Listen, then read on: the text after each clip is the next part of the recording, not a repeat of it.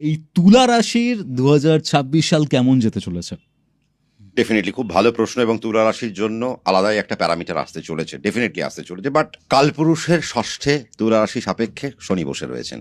হ্যাঁ, আমরা দেখব কি কালপুরুষের তুলা রাশি সাপেক্ষে যে 3 আর তুলা রাশির যে 6 ষষ্ঠপতি যে নাকি বৃহস্পতি, সে কোথায় বসে রয়েছে? নবমে, এবং সেখান থেকে সে রাশির উপর দৃষ্টি দিচ্ছে। আমরা দেখো বলি তুলা রাশিকে অনেক হালকা হালকা হালকা, বাট এই কিন্তু হালকা নয় নয়। নয় কিন্তু তুলা রাশির মধ্যে ব্যাপারটা হচ্ছে, তুলা রাশির আমরা একটা দাঁড়িপাল্লার দেখি, তখন তার মধ্যে মানে আমরা যখন আইনের ছবি দেখি, দাঁড়িপাল্লা রয়েছে তার মধ্যে, কিন্তু তার চোখটা বাঁধা।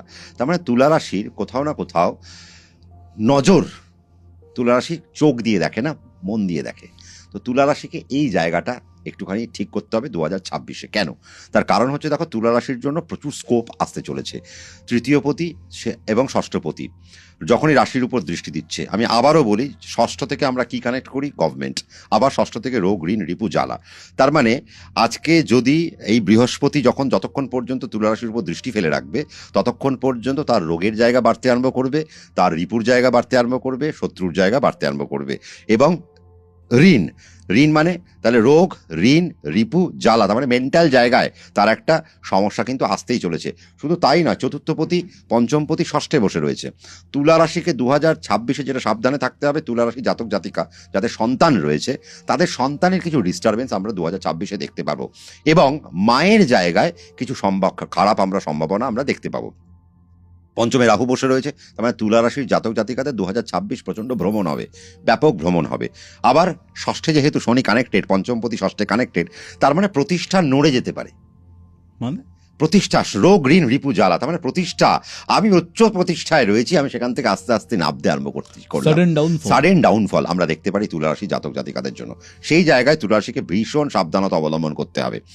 এবং ষষ্ঠ থেকে রোগ, ঋণ, রিপু, জ্বালা, তার মানে তোমার বৃহস্পতি কোথায় আছে? 3 মানে সম্পর্ক, সে আছে তোমার রাশির প্রতি দৃষ্টি দিয়ে। কতক্ষণ থাকবে? মে মাস পর্যন্ত। তার মানে তুমি সম্পর্কের জায়গা থেকে কিছু ক্ষয়ক্ষতি দেখতে পারো, ব্রেকআপ হতে পারে। তার মানে প্রেম যারা করছে তাদের একটা সমস্যা আসতে পারে। শুধু তাই না, যারা বৈবাহিক জীবনের মধ্যে রয়েছে, তাদের কিছু সমস্যা আমরা কিন্তু দেখতে পারি। কেন? ষষ্ঠপতি, হাজব্যান্ড ওয়াইফের মধ্যে হঠাৎ করে একটা মনোমালিন্যতা, সেখান থেকে ডিস্টেন্স তৈরি হয়ে যাচ্ছে, এই একটা সমস্যা। বাবা বা মানে পিতা পুত্রের সম্পর্ক আস্তে আস্তে নষ্ট হয়ে যেতে পারে, এই একটা জায়গা আমরা কানেক্ট করছি। সন্তান বাবার অর্থ নষ্ট করতে পারে। তুলা রাশি জাতক জাতিকা যদি আপনি হন, আপনার যদি সন্তান থাকে, আপনার প্রচুর অর্থ, আপনার ছেলের 25 বছর বয়স, কিন্তু সে কোনো এমন পাল্লায় পড়ে আপনার বহু অর্থ আপনার নষ্ট করে দিতে পারে, যদি তুলা রাশি জাতক জাতিকা হয়। দেখো কত সেন্টিমেন্টাল জায়গা হচ্ছে, এবং কত ক্যালকুলেটিভের জায়গা। আমরা এক একটা রাশিতে এক একটা জিনিস পাচ্ছি। বাট হ্যাঁ, বিদেশ যাত্রা ডেফিনেটলি হবে।